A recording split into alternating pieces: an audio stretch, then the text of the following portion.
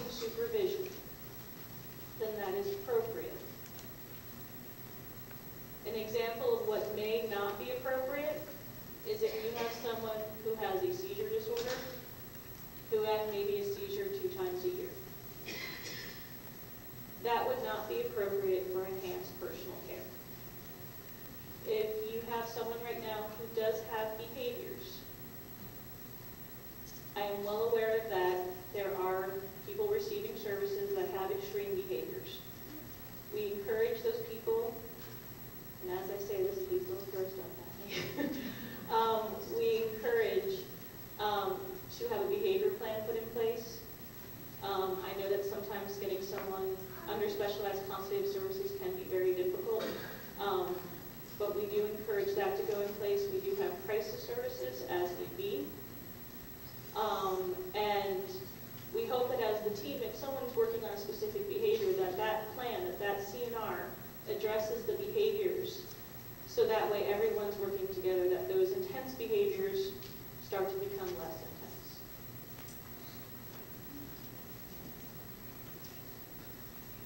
Appeal rights. I had a couple questions regarding appeal rights. If, and we can stick with the enhanced personal care. Let's say that you feel that the person that is receiving enhanced personal care is getting it for behaviors, but you decide to submit a revision for enhanced personal care, saying that this person should continue receiving that, and they no longer meet the medical necessity of that service definition. They would still get appeal rights. The only service that we've discussed today that appeal rights would no longer be in place for is for rehabilitation for adults. So anything else, appeal rights are still in place. That has not changed. Can you explain why? It's a benefit limit. And when there's a benefit limit in place, appeal rights are not given. And children have it under EPS 18.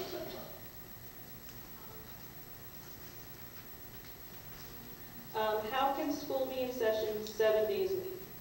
The reason why we clarify a week as being 7 days is that we were saying 20 hours per week. And it can be argued that people, whenever we say school in session, it's assumed school days. So we were clarifying that the 20 hours a week is for a 7-day week period.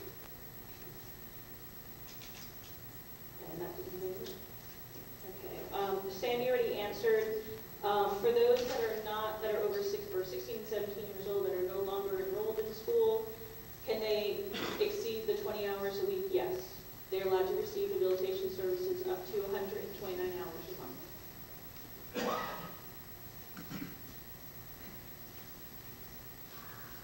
Does the 20-hour rule apply to participants in school above 15 years old? Yes. If they are enrolled in school, then they cannot exceed the 20 hours per week. If they are not enrolled in school, which is what I just said the previous question, if they're not enrolled in school and they're above the age of 16, then they can receive more than up to 129 hours a month of rehabilitation. Are revisions required for everyone that's receiving enhanced personal care or enhanced respite? No. Again, it's based on if they meet the service definition or if they no longer meet the service definition.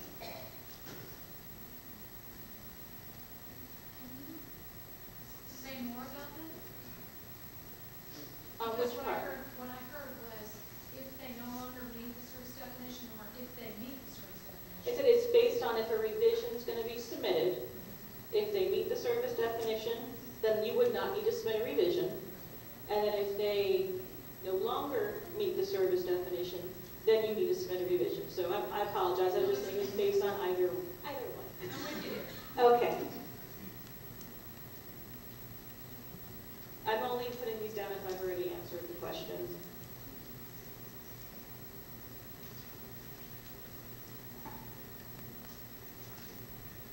Okay. If plans prior to 11/1/11 that include enhanced services that are not resubmitted or revised for 11/1/11 change date, but later on are found not to meet the enhanced definition, who's responsible for the payback?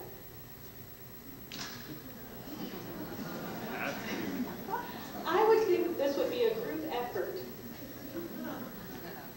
If you have someone who clearly does not meet the service definition, please, as a team, decide what services are appropriate for that person and submit a revision accordingly to that.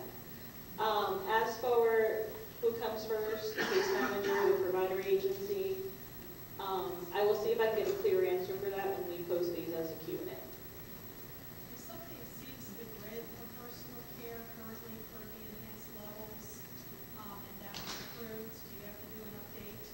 No, if it's justified in the last plan as to why they're receiving the enhanced services, Or exceeds the grid? if they exceed the grid.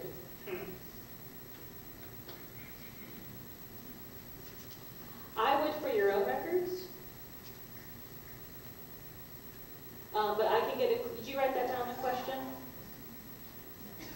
Get a card, please write that down so that way we can have a formal response to that.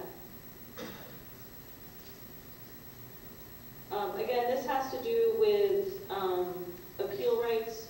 The only thing that we've discussed today that does not have appeal rights if it's denied is if it's someone who's exceeding 129 hours a month, or request to exceed 129 hours a month. There are no appeal rights if it is authorized to the max of 129 hours a month. There will be more information about due process. What I can tell you is, let's say you submit a request for 30 hours a week, which would be the equivalent of 129 hours a month of habilitation services, and it is reduced below that benefit max, there will be appeal rights involved. So I'll repeat that again. If you request habilitation services at 30 hours a week or 129 hours a month, and it is reduced below the benefit maximum, then appeal rights will be involved for adults or children. Is there an appeal on the 20 hours a day? Yes, children will always have appeal rights. And has CMS approved this yet? It is still in the review process.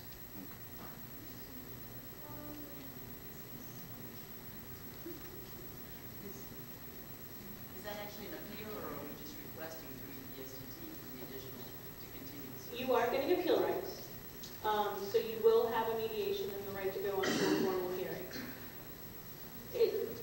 But it is still through EPSDT.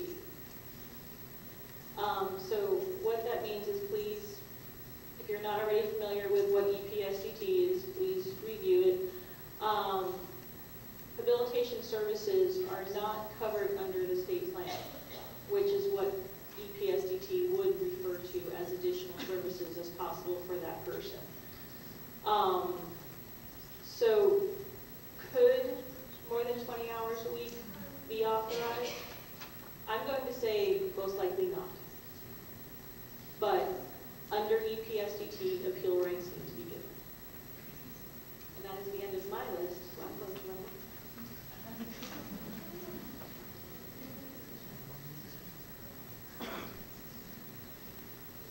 One of the things that is real confusing on appeal and EPSDT is that when you appeal under EPSDT, you are not appealing for additional CAP services. You are appealing for other services. So when you talk to us about a specific definition, can my child get more home and community supports under EPSDT? They can appeal for a service under EPSDT. That service would not be CAP, home and community supports. Did I say that right? Okay. Can monthly face-to-face supervision occur in a group meeting, or must it be one-to-one? It says, the rule says that monthly face-to-face supervision must occur.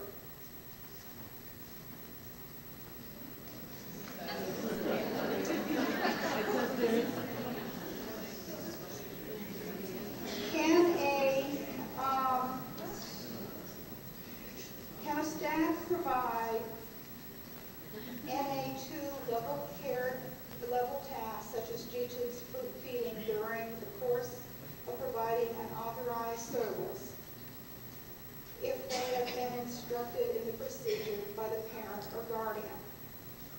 Enhanced personal care needs to have the supervision and the training of a RN or an LPN. There's no requirements as far as the NC Board of Nursing NA2s for the enhanced personal care, but there is the requirement that staff are appropriately trained and have the skills needed. So the provider has the responsibility to make sure that the individuals doing the task is trained. If it's a task that requires to be trained by an RN, you need to have an RN do that training.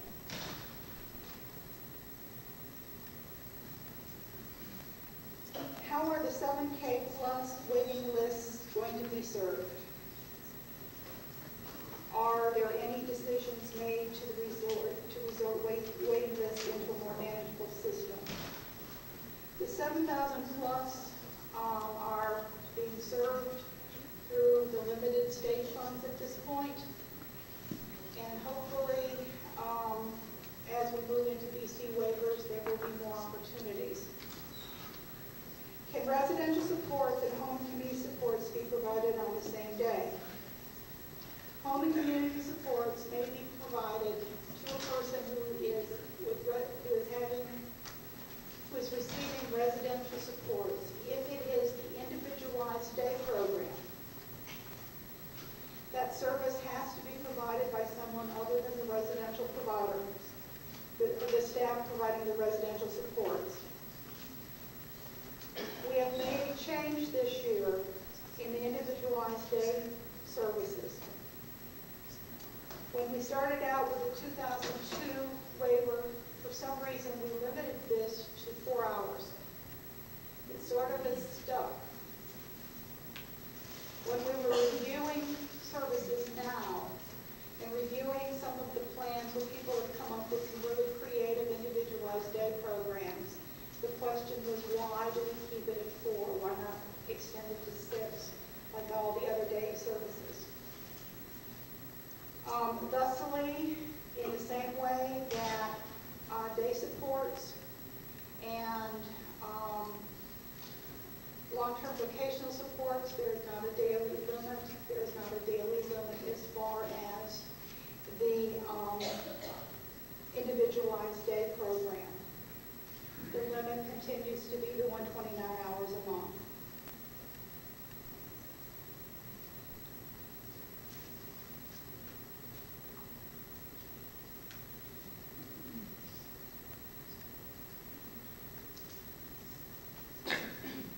I'm not sure what the question is.